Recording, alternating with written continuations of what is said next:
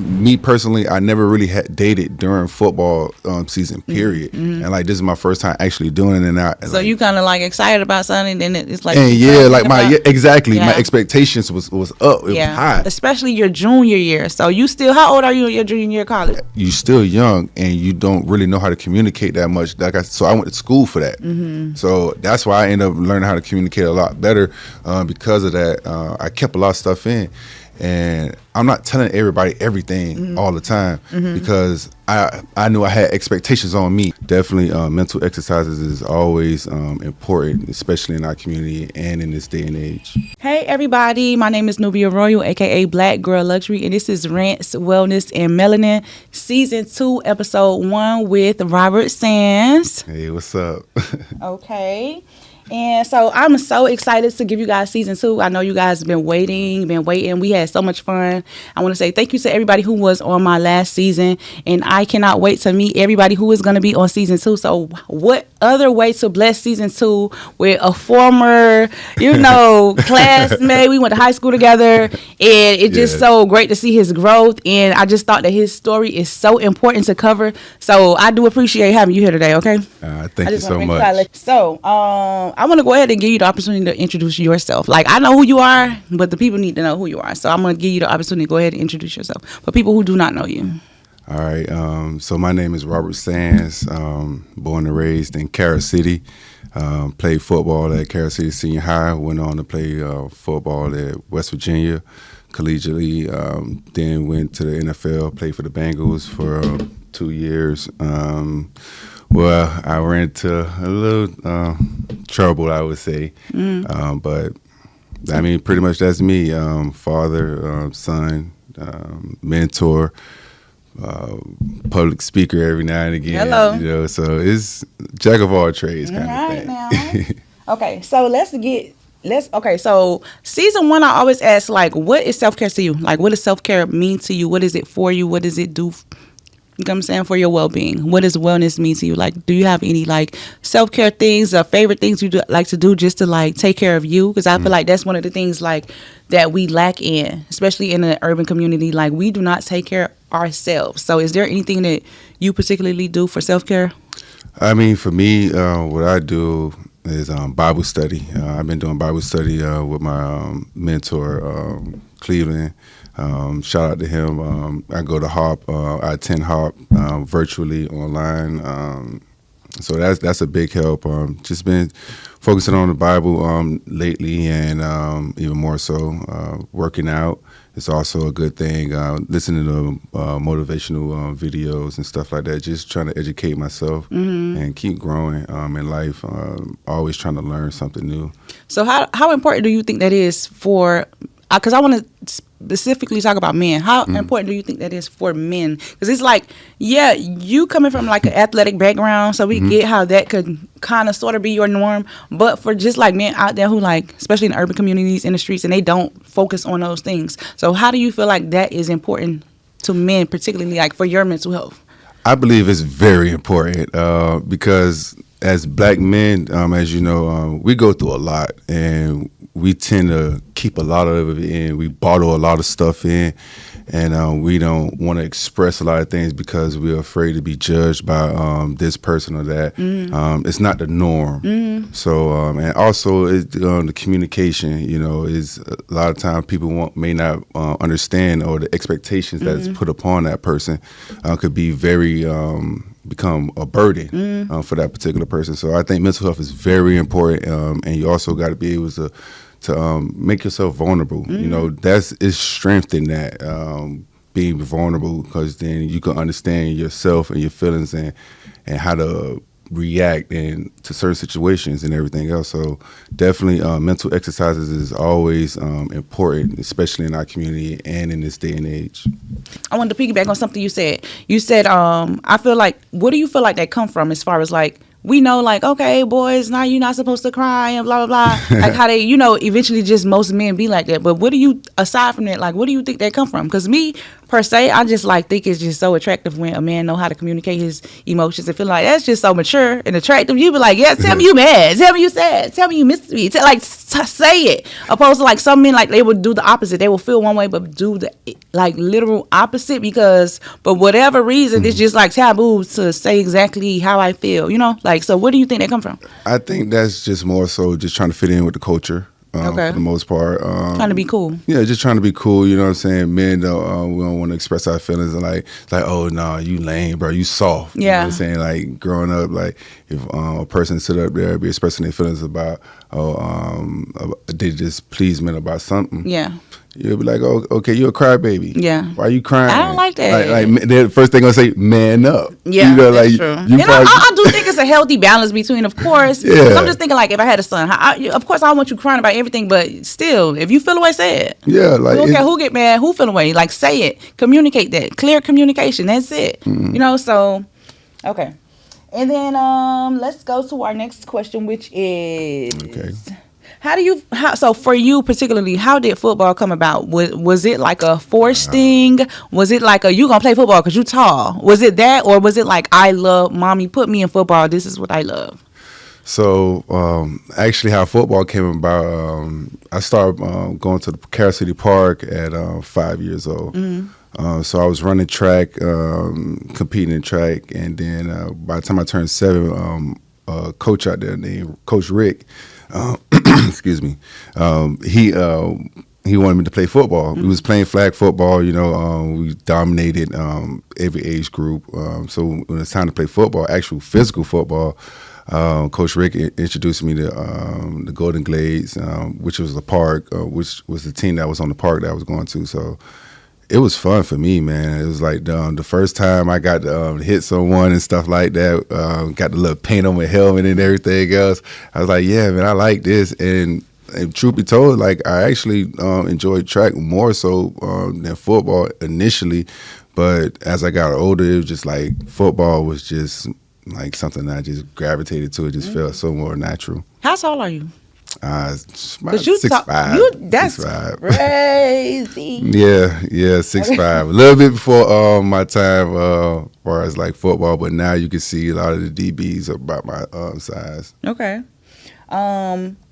So you don't feel like it was a forced thing? Because I know like in black community, a lot of mothers or even fathers, like they force football on their sons so bad. Like you don't ask them if you want to play golf, soccer, baseball. Like it's just like football. You're going to be wrong. Football. And then some kids really don't want to play football, you know? So for me, it was a total opposite. I was a sports junkie. Okay. For the most part. I played everything from basketball, football, track, softball, volleyball. Like I did it all. Okay. Like I lived on that park for the most part, all the way up until high school. Mm-hmm. Once I got to high school, then you know obviously I'm out there doing my thing out there at the UNC. Mm-hmm. So you would say that football is your ultimate number one sport. If you could do it all over, would you play football again, or would you choose a different sport? I mean, knowing what I know now, I probably would have stuck more towards track and field, because I mean, I got more scholarships in track than I did in football. A lot of people don't really know that, but I actually hold the school record for the long jump. So unless someone broke it, I don't know. Okay. But yeah, I was a state champion in long jump, and also got some medals in triple jump as well too. So. You know, me and Santana Moss had this little run-on thing about who got the farthest jump with Carol City, but I got 48. I don't know what he got, but I got 48, so that's on record. Okay, so we talked about how black culture forces sports on kids, and we pretty much, I don't even want to ask that question because we know why parents do that. They feel like they kid be they like meal ticket out. What's your take on that? Like, cause am I right? Am I wrong? It's a catch-22. Okay. It's in my case, my mom wanted to make sure that I wasn't getting in trouble. Oh, I mean, you know, Carol City, You know, Yeah. during that time, Yeah. it was a little. It wasn't Miami Gardens. It wasn't Miami It was Gardens. not Miami Gardens. It was not Carol Miami Gardens. City. It was Carol City. Okay. And that's a big difference. And even the school wasn't where it is now. No, it's so pretty now. It's so cute. Yeah, it's so cute. It's nice. It's nice. It wasn't like that when we was at. Nah, definitely not. And then just growing up where I was at, you see a lot of things around that park and just around that area in general, where you could easily fall into a trap. Absolutely. So for you feel like it was more just to keep you out of stuff, and then you actually like the game. Yeah. Okay. Yeah. And then, like I say, and other parents, it is a way for them to get out. So don't get me wrong. Like, sports is a gateway to a lot of different things. It helps you see the world. Like I said, I started traveling when I was 7 years old through sports. I've been traveling all my life. Now, I don't knock it. My thing is like, what about, because you do have kids out there that don't want to play. They might even be good at it, but their parents like, you playing. Yeah. So what do you say about those situations where like a kid could be like in a situation like, you making me play. I want to join the chess club. You making me play football. I don't want to be hit. I don't want to be out there. That's not my thing. And the parent is like, no. So I coached Little League football a couple years ago. 2 years ago. And there was a kid out there that I knew he didn't want to play. He had talent. Yeah. He had the talent, but he did not really want to play like that. The contact. When you're young, a lot of kids are scared of that contact. And which is understandable. It's all about making the kid feel comfortable and get him over that fear. And also, if the kid doesn't really want to play it, don't push him into it. Right. Go lean into what he likes to do or what she likes to do. Because like for my daughter, I don't force no sports on her. If she don't want to play basketball no more, she don't got to play basketball no more. She don't want to run track this year, she don't got to run track. Like, she's in robotics, she's in the band, like she does whatever she want to do it. Okay. I'm going to support you 110%. I think that's the most important thing that parents should understand is that support your kids' dream no matter what it is, and that way they're going to always give 110%. Okay. And then so my next question was going to be for single moms, because there are a lot of single mothers out there, right? Yes. And they raising boys and they trying to do the best that they can and all of that good stuff. What do you suggest as far as like, obviously we know let them play what sport they want to play, but there is this thing where people like put them in every sport, like you say, you play every sport, and then some parents just only get them prepared for that. So what would be your advice to like a single mom? She got a boy. She like, should I put him in XYZ or should I just focus on one thing? Like what would be your suggestion? For one, I would say don't put all your eggs in one basket, and not only don't just rely on sports to be the only way out, because sports is not the only way out. It's an opportunity. It's an opportunity. You're a student athlete first and foremost. Like you have to be able to have the grades in order to even play sports. I remember at one point I didn't have the grades in elementary school. I struggled in reading. And my mom sat me down and said, "Nah, you ain't playing this year." And yeah, I was a bit salty about it, but I got them grades right. So, I mean, when a kid wants to do something, really wants to do something, they're going to do it.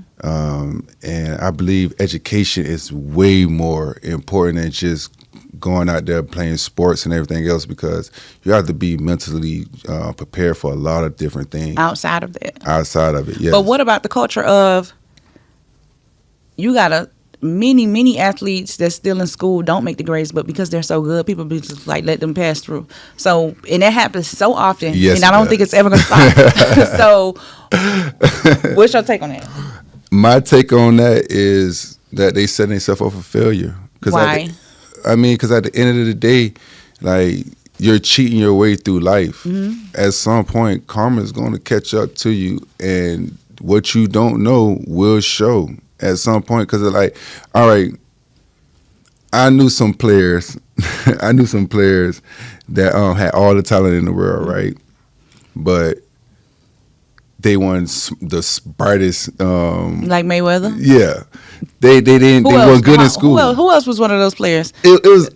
No, I'm not talking about I'm talking about like in general. Yes. I mean, it's a lot of them. It's a lot of them. They get on them interviews. They be like, yeah. So what? Excuse me. So what did you say? What I want to say is that, all right, when you cheating your way through school like that, and you're not really smart, when it's time to pick up playbooks and learn plays and learn adjustments, learn alignments and assignments, and you got to think on the fly and be able to react. That's a struggle.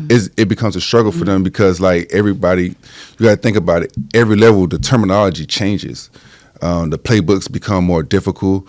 And you got to be able to communicate. You got to be able to make timely adjustments. You got to know if they're in trips open, they motion this way. If we're going to check to a cover 3, cover 2, or we're going to blitz on this.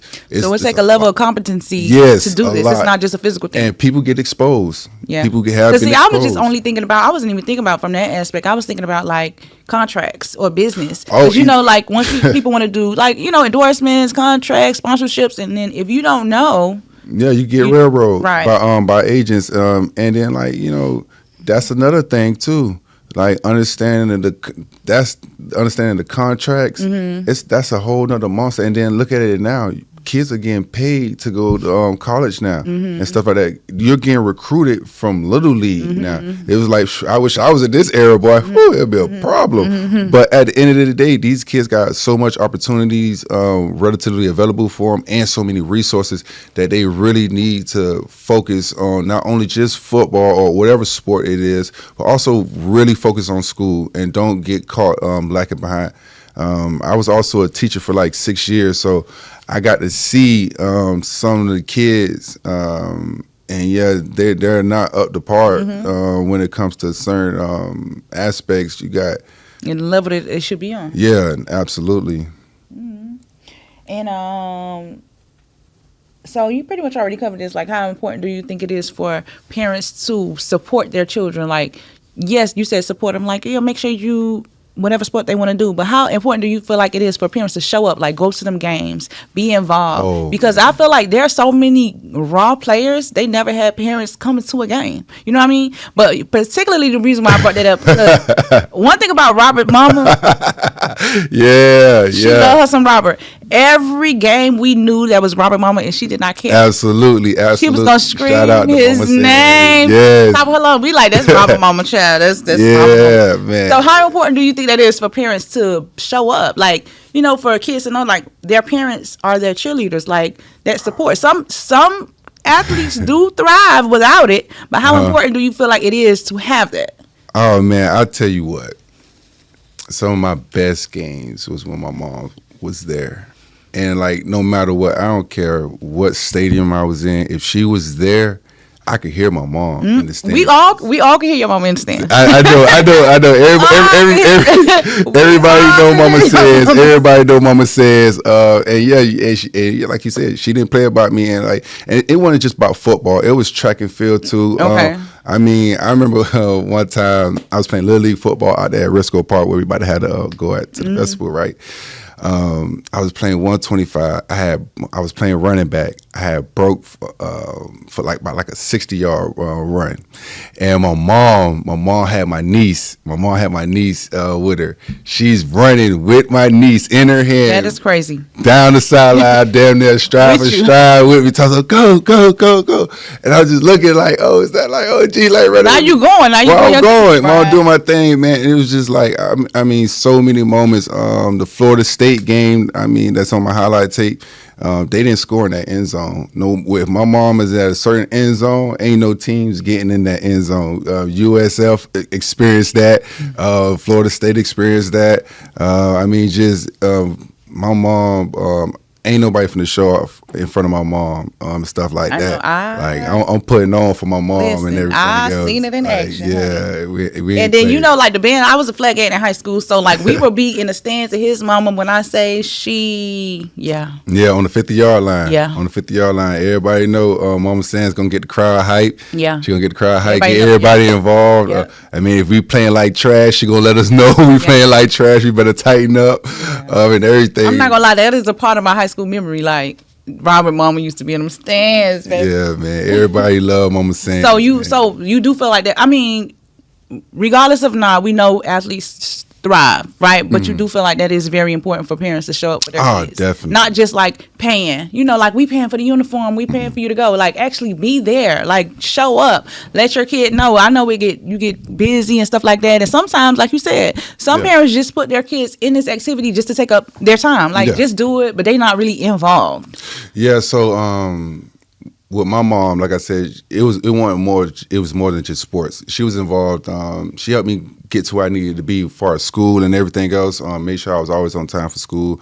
If I had any projects I needed to do, shout out to Jasmine, Nicole, some of my friends that I had to go to y'all house and use your computers and everything. It was gonna get done. It was gonna get done. It was gonna get done. And Mama Sans made sure of it. Even when it was time for the SATs and stuff like that, I ended up getting signed up for Silver Learning because I played off a little bit my freshman and sophomore year.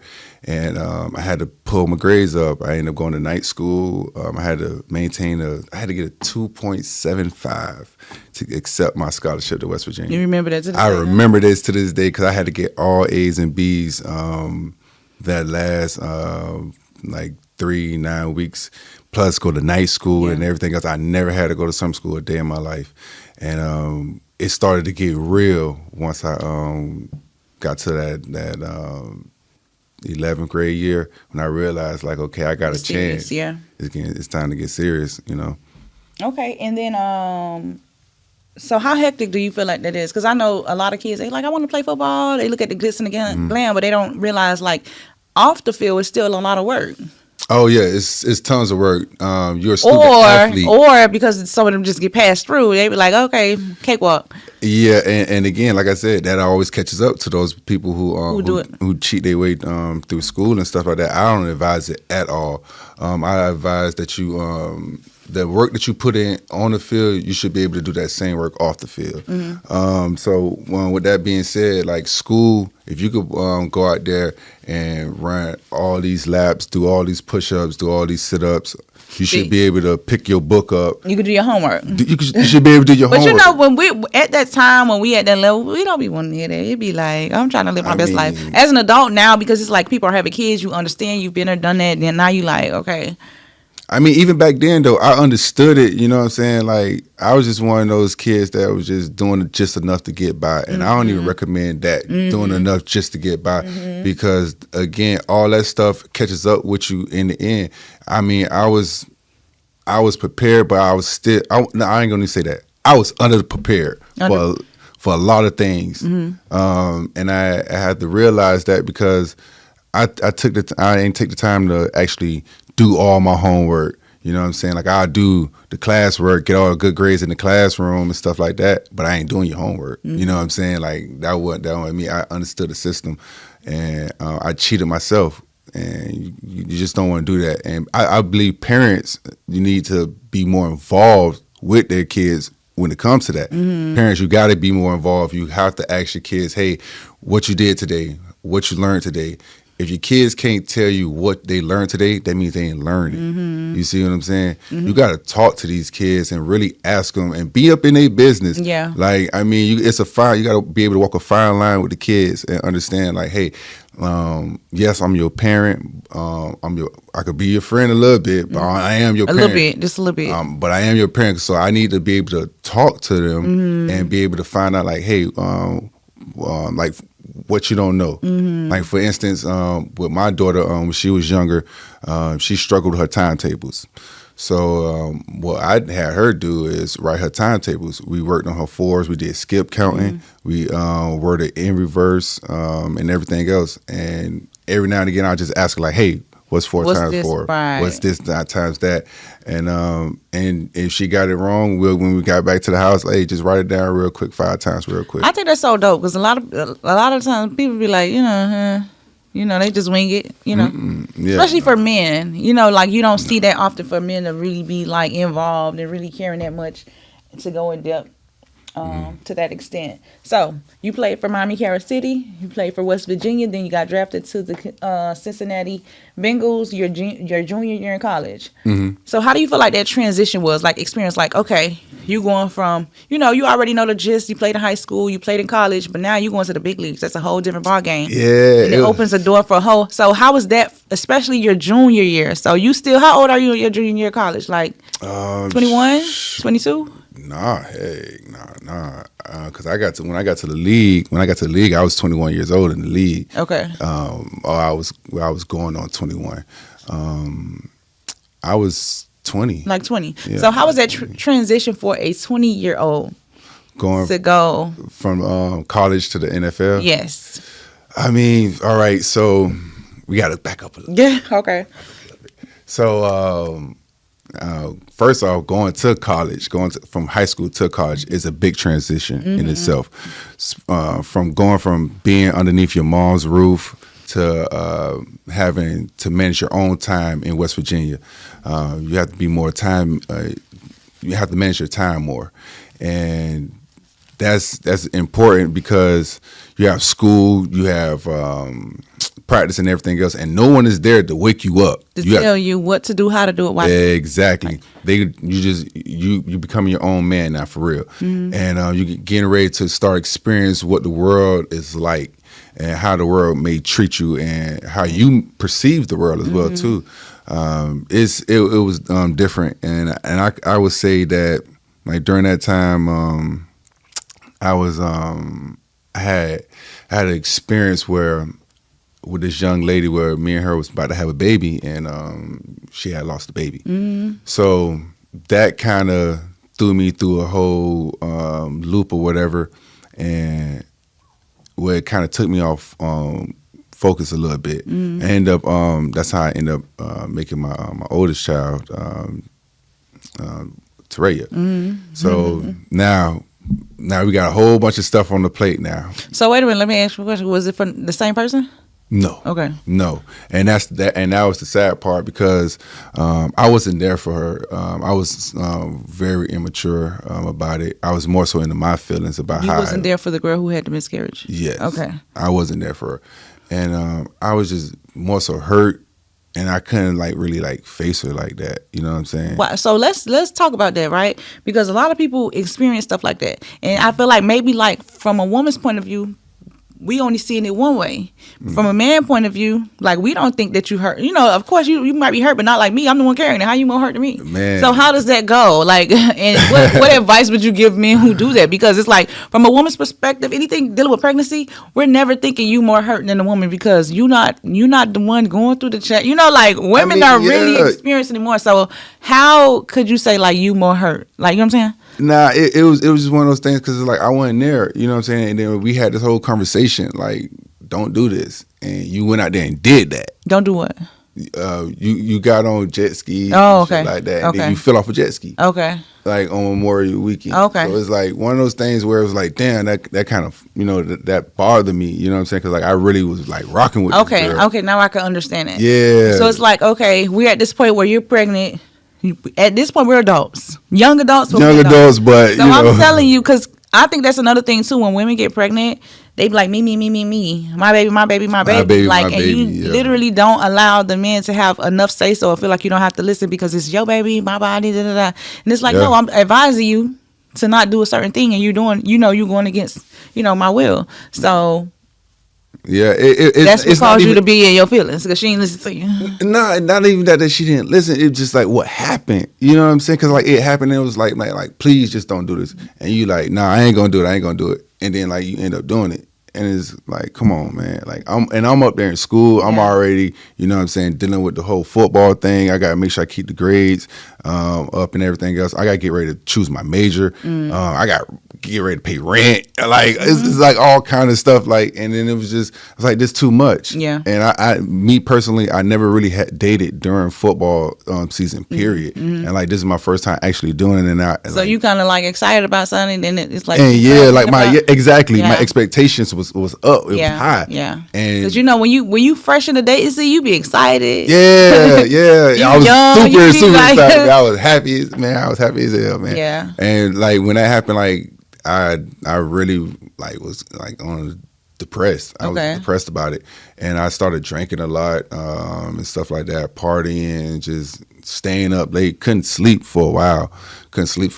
And yeah, it was hard to talk to her. It was hard to talk to her. I think that's so interesting because that does not usually happen. I mean, a man would be like angry or like, oh, I wanted my baby, but it's not that deep to the point where they would be like, when you always wanted to have a family, you know what I'm saying? You grew up you grew up without a father. You always wanted to have a family, and you about to have this opportunity to have one. So it's and you working towards a position to be able to. Yeah, so you like, okay, everything coming together. Like I said, I wrote my goals down when I was in 6th grade.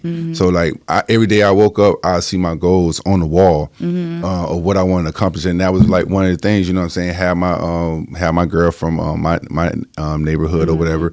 We had this whole fairy tale. You know what I'm saying? We grew up together type thing. The fairy tale playing out. Yeah, whole she messed up the fairy tale. Yeah, it wasn't in God's plan. It was not in God's plan. So It'd be like that. Yeah, that's all. So what are some lessons you feel like you learned like within that? Not just the particular situation with her, but like in general from like transitioning from college. Obviously different from high school and then from the college world. Once you get adjusted to that, now it's like, okay, now I'm going to a whole another world. So that's a whole new adjustment. So the adjustment from college to the NFL was even more harder than the adjustment from high school to college, because going from college to the NFL, I ended up getting put on child support off the rip. Yeah. By who? The first? Yeah. Your first BM? Yeah, by my first BM. Yeah. So I do got 2 BMs. Okay. But yeah, my first BM, which is Terea's mother. Yeah, I got put on child support ASAP. At what age were you when you got put on child support? I was 20 years old, and it was like during that time. It's like, damn, I'm helping you, yo. Like, so let's talk about that, right? Child support culture. So why do you? Because everybody's story different, right? So why do you feel like that happened that way? Like, were you guys on bad terms, or was it like you guys were beefing? What was it? It was one of those situations where you're an athlete, right? So obviously you may have a lot of suitors out there, and you playing the field. There go the truth, okay? And yes, tell the truth, shame the devil. You made a baby with someone that you didn't have no intentions on being with. Okay. When a female has when they carrying the child and everything else, you have opportunity to create a family and stuff like that. That's what she wanted. She wanted to have a family with me, and I didn't that see was myself. not your intention. No, that was my intention. But was your intentions to get her pregnant, or was it? No, my intention was not to get her pregnant. Okay, it was not to get her pregnant. It was. I was drunk. Okay. I was drunk. Lord Jesus, not you was drunk. Why you was drunk? No. I ain't gonna say I was drunk. I was drinking a lot. Okay. Like I said, I had just. So lost you were just being a loose cannon. I had just lost the child. Okay. Like, I ain't gonna say, I didn't physically lose it, but you know what I mean. Like she lost it, and you know what I'm saying. Like, so I would say within like a couple months or something like that transpired. Okay. Like, I didn't believe at the time like the girl who was having my child was my child. You know what I'm saying? Because I'm just like, nah, I don't believe it. At one point, I didn't even recall. You know what I'm saying? Okay. Like, this how bad it was okay. at the time. So do you think that the reason why she put you on child support was because she was upset that you... Yeah. Okay. Yeah, I think so. So out of spite thing, like, okay, I'm upset that you're not really... Yeah, you know what I'm saying? That you're not really, like, trying to even give me an opportunity to see if we could work out or anything else. I was like, nah, I'm focusing on football, yo. Like, at the end of the day, whatever help you need, I got you, and everything else. And in fact, like, I remember when she came down to West Virginia to visit, she brought my daughter with her, and they had got in an accident on the way coming down, and my daughter was crying, like she was crying real bad, and like this is my first time getting to see her after she was born. So for me, I'm like, damn, like my jit crying and everything else. She done got in an accident coming down here. She talking about she don't know how she gonna do X, Y, and Z to get back and everything else. And I'm thinking like, damn, I got to step up as a man. At the end of the day, this is my daughter, regardless if me and the moms ain't like that. I got to support my jit. And I just remember just holding her and she just stopped crying and everything else. And I was like, yeah, this is my. That was your moment. Like, you know, I'm the daddy. I'm the pappy. The moment was when I held her when she was born. Like, 'cause Okay. eventually I came around and I was like, okay, if this is my daughter, I want to make sure that I'm there for everything. Okay. So I was there when she was born, and I was the first person to hold her and everything else. And like, man, just holding her and just, man, that changed everything for me. That's so cool. Mm-hmm. I think that is dope. So what would you say is your ultimate best moment, like, NFL, like, once you, like, feel like you made it, like, okay, I'm in the NFL, I made it. What was your, like, ultimate best moment? Like, so real, like.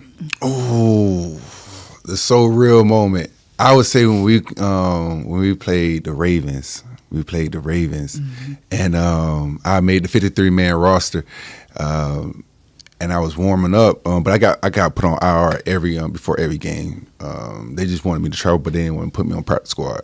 So I got to meet Ray Lewis, and I got to meet Ed Reed. Okay. And I remember because I was doing my drills and everything else, and Ed Reed, I had to do a deep. My coach threw a deep pass. I had to run down there and go catch it.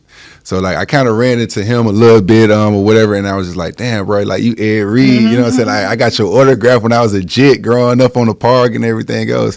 And it was like, wow, I'm about to, like, I'm here now. Yeah. I'm here. This is the reality. Yeah, Right. you know, Ray Lewis and all of them, like, kind of knew who I was just from what I was doing out there, like, at West Virginia and everything else. So it was exciting just to be in that same division as them, knowing that I'm going to be able to compete against, like, some legends. And if I could impact my team the way that they impact their team, then, yeah, I'm going to go down in history, you know.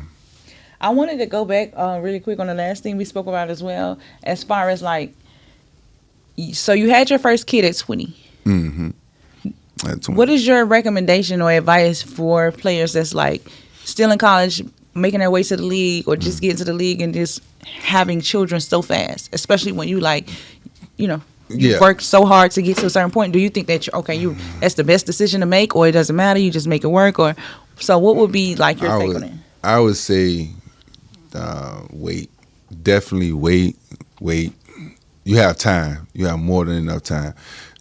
Be patient, because at a young age, having a kid at a young age, you're immature. You're a child yourself. Hello. Essentially, you're a child yourself, and you still navigating your way through the world. You don't have everything figured out at all. You may think you do.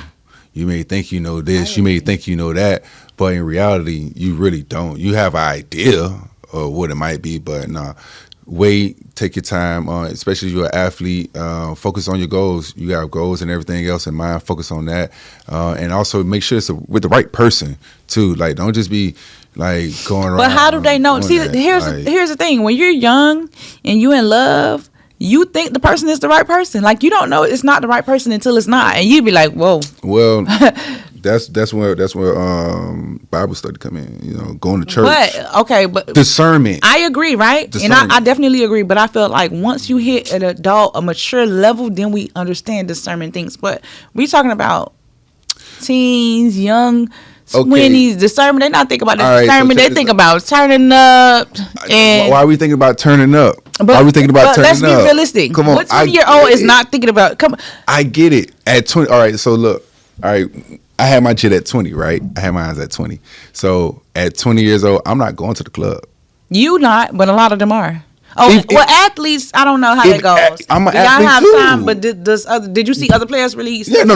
Everybody, man, athletes party. Okay. Athletes party because we got to cut back from all that. Okay. All that stress that we went through, all the working out. So, you know, like, yeah, we party. But at the end of the day, like, nah, chill. Vibe, because at the end the spotlight is always on you, no matter what. That camera is always watching you, whether you on the field or off the field. Your actions, what you do off the field, can affect you on the field. I got cut from the team not because of talent, because of the off the field stuff. Right. So at the end of the day, like my rookie year, I won Scout Team Player of the Week 6 times in a row. Like we was 9 and 7 that year, went to the playoffs and everything. Every team that when I was the Scout Team Player of the Week, we won. So at the end of the day, like I was Detroit Polamalu, I was the Ed Reed. I'm making these plays and stuff like that. So the off the field stuff is what got me out the league, and they ain't want nothing to do with me. Most players don't understand it. It comes as a bunch of it's a you're whole a business. Right. 24 hours. But I feel like 7 days a here's week. the thing though. it's such an adjustment because I'm just thinking about as far as like the entertainment world. It's such an adjustment just to transition to that and take all that in at one time. You know, it's like I'm only human. Like, so especially if you're not used to that, if you have nobody like who is close to you or in your family who is used to that and could really, of course, y'all get coaching and stuff like that, but it's still like a shock. You know, like all of these things, and then you're young too. I mean, you need a support team. Yes. A support team, a good support team. And for me, like I said, because I went through what I was going through at the time, I stopped listening to my support team. That's why I messed up. Why? So, because I'm sure that a lot of people have done the same thing. So, what brought you to that? What do you feel? Was it like I'm feeling myself? No, I'm getting to the point where like I don't need to listen to y'all no more. I'm big dog. It wasn't even that. Like I said, I was just in a place where a lot of things start happening back to back. Negatively or positively? Negatively. Okay, so negatively, and it was just like everybody was saying this and saying that, and I'm just like, yo, ain't none of y'all here right now. All y'all down there, y'all ain't physically here right now. To understand and feel what I'm going through. And really like see what I'm going through. And I'm not telling y'all everything anyway on top of that. Like I said, you still young and you don't really know how to communicate that much. So I went to school for that. So that's why I ended up learning how to communicate a lot better because of that. I kept a lot of stuff in. And I'm not telling everybody everything all the time because I knew I had expectations on me.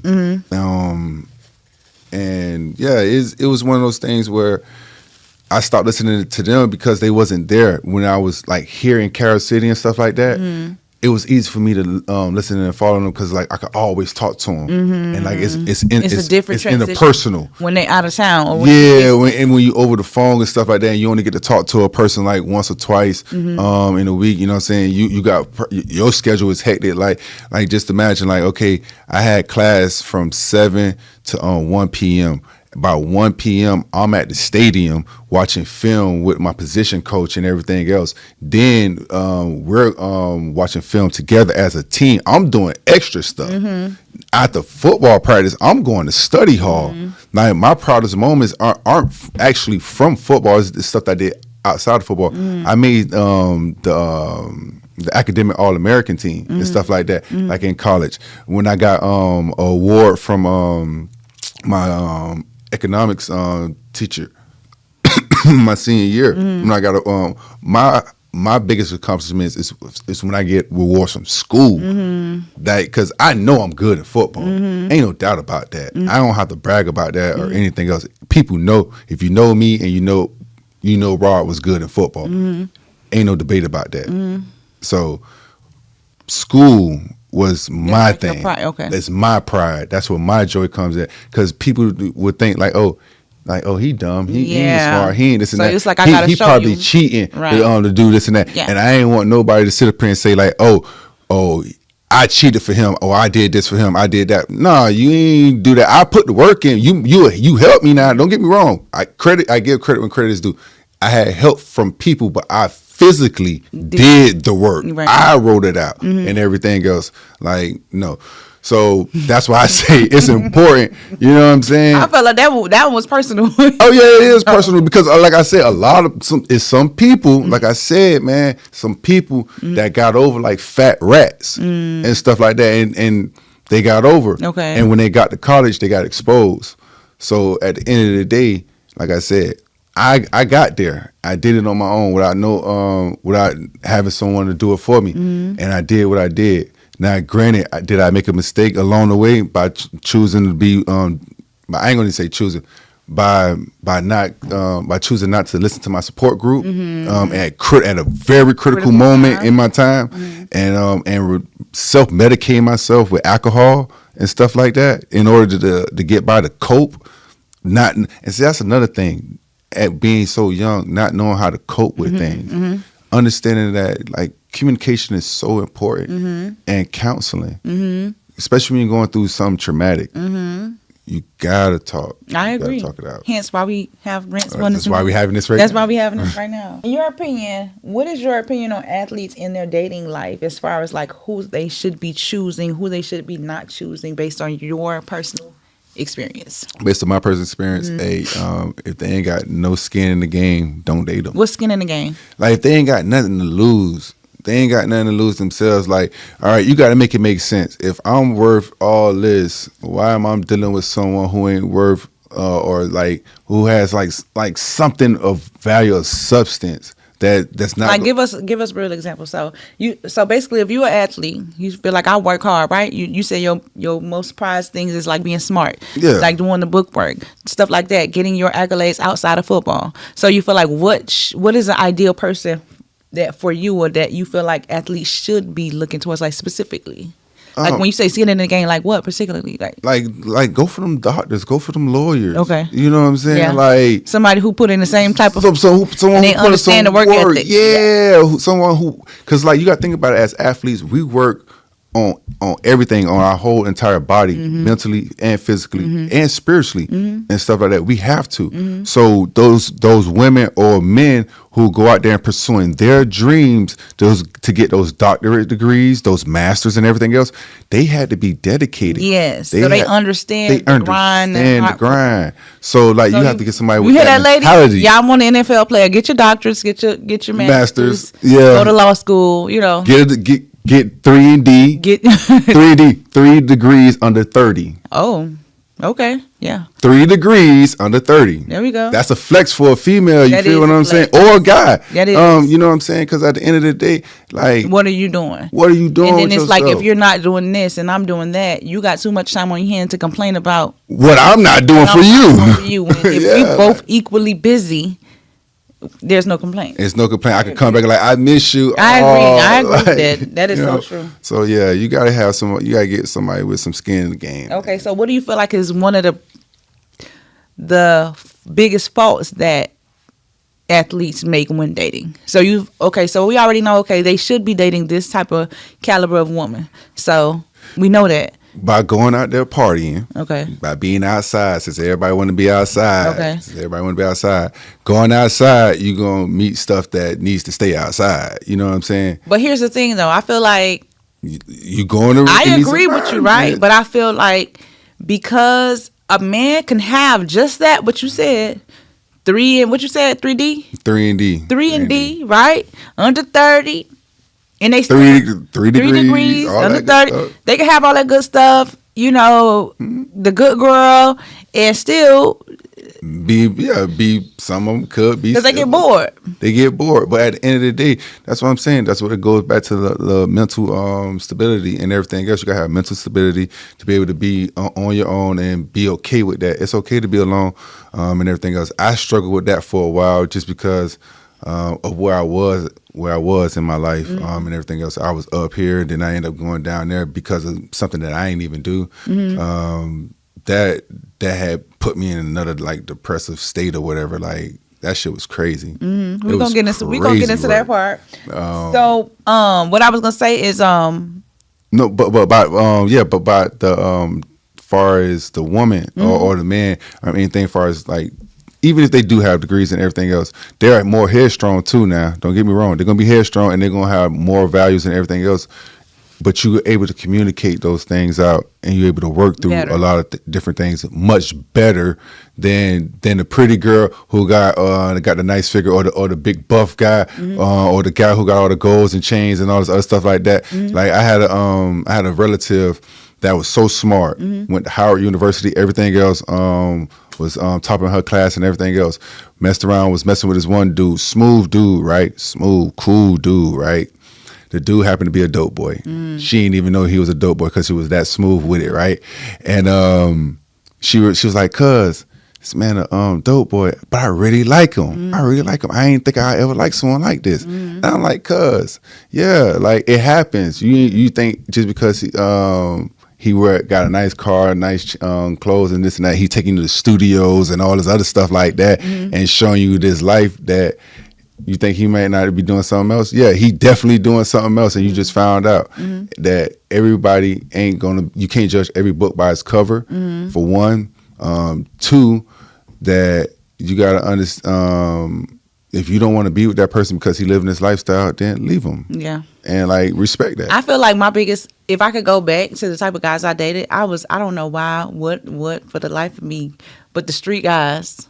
Had me in a chokehold, real bad, Man. like real bad. Like, and the thing is, I've had That's other that guys. party. That's that party life. I've had other like decent, but it'd be like the ones with the street niggas, the dope dealers, the dope boys, the fast money, and it's like it'd be like ding ching, let's go outside, let's go outside. But the people who like, I don't know why it's like that, but I feel like the same thing with guys. You will have a decent person, whatever, but you want to go outside of that. I think it's the excitement. It's the excitement. So like you could and the thrill, you know, like that.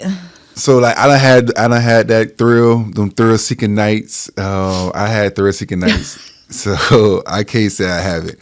And yeah, they're attempting, and that's all they for. Like it's thrill seeking night. That is it. And I feel like you. That's why you supposed to leave it there. Like, hello, I feel like the maturity is knowing like. Don't fall in love. Don't fall in love for the glitz and glamour. And who is like, you know, just like people know, like I know it's wifey type, I know it's not. I know it's hubby type, I know it's not. Like it is a thing. But sometimes that was a turn back when we was growing up. Yeah. Oh, this wifey, she wifey material. Yeah. Now you like shit. What you is? You outside? You sexy red and shit like that? You was now it's you. Oh, she a city girl and shit like that. Man, because I feel like the time. No disrespect to y'all. No disrespect to y'all. But like, come on, bro. But I feel like the times has changed. Why? Also because you do have. The culture now is so like money based, popularity to the point where like the standard of what a certain person is no longer there because it's only if you pop and if you got the money, I don't care, I'm wifing you. Like a lot of people that get wifed or a lot of people that like the dudes who not supposed, like, why are you taking this type of nigga serious? Or why are you taking this type of female serious? But you the same dude that's saying like these type of women ain't, but you wifing that. Back in the days, you would never see certain guys like, but it's like, oh, you got them followers up, it don't matter. Knowing that this is not the type of you know what I'm saying? Yeah. Oh, she got ready, she get. So it's like the whole culture have changed because so many people are driven by popularity and things and vanity to the point where there is no line. So there is no wifey type. Anybody can get wife. People know that all the time. And no shade towards my exotic dancers and stuff. You get exotic dancers getting wifed up. And not to say you shouldn't be, because you shouldn't be excluded. But what I'm saying is that the culture has changed because at some point people would never do that. But because they getting money like niggas now, you know, like they open their businesses. So people like, we don't care. I don't care about your past. Now all of a sudden you don't care about their past. That's why I tell women, live your life. Oh, you a hoe. Nobody gonna ever want you. People are gonna want you because nobody cares. Nobody, and not even just somebody. You might get a top pick, even though you were selling pussy at one point, because nobody cares anymore. It's just like, oh, you getting money? Oh, you popular? Or you know, like people don't care no more. So just live your life at this point. Just live your best life.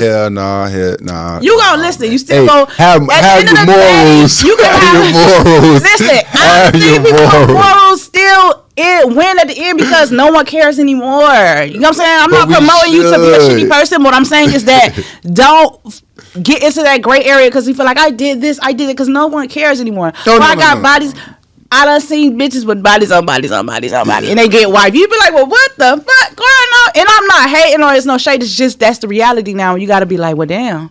So it kind of shows you live your life. Not saying purposely go out there and be a shitty person, but live your life because. But are they happy? Are they really happy? Is anybody happy?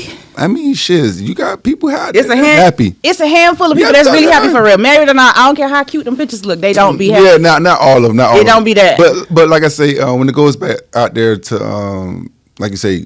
When you're going out there having fun all those nights and stuff like that, yeah, you're going to meet people that may have the potential to be in wifey material. And like, yeah, they're fun to party with and do all these different things with. But when it come down to like, do I want to have a family with this girl? Or do I want to have a family with this guy? Is he that person for me? Is he responsible? Is she responsible?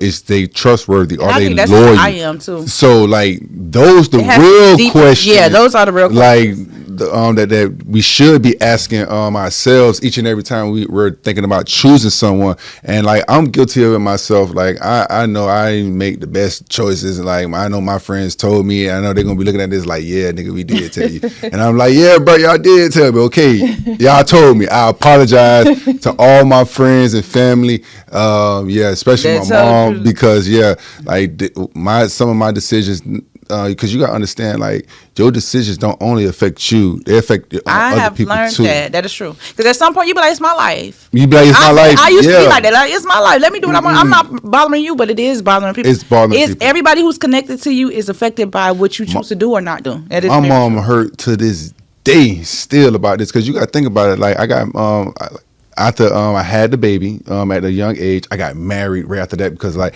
oh, the court's telling me like, oh, you a thug. Like back then, you know, I had dreads. I ain't had white gold. I had regular gold. I'm 225, rock solid, and they like, oh, you a gangster. You a thug. So I get married. So you feel like you got married for show? I definitely got married for show. Okay. And I'm gonna keep that blood raw. I got married for show. And at the end of the day, like I played myself. I'm sitting up there trying to trick the system and all this other stuff like that. Because the judge telling me, oh, you ain't gonna have nobody to watch the kid and this and that. Like you always on the road. You naturally violent by nature because you play defense. I seen your highlight tape. I see the way you hit people. Like what are we talking about, bro? Like this girl I ain't seen my jit in 6 weeks. This girl was just down here in Miami staying at my mom's crib while I'm training and shit. You know what I'm saying? Like, and she just disappears with her and I don't hear nothing. Oh, so the marriage was after some type of drama first. Yes. Okay. The marriage was after drama and stuff like that. So imagine I'm 20 years old, right? I'm in camp trying to get this is after the lockout year, mind you. So I didn't get no rookie mini camp, none of that other stuff like that to pick up the playbook quick enough or anything else like that. We just thrown in like that.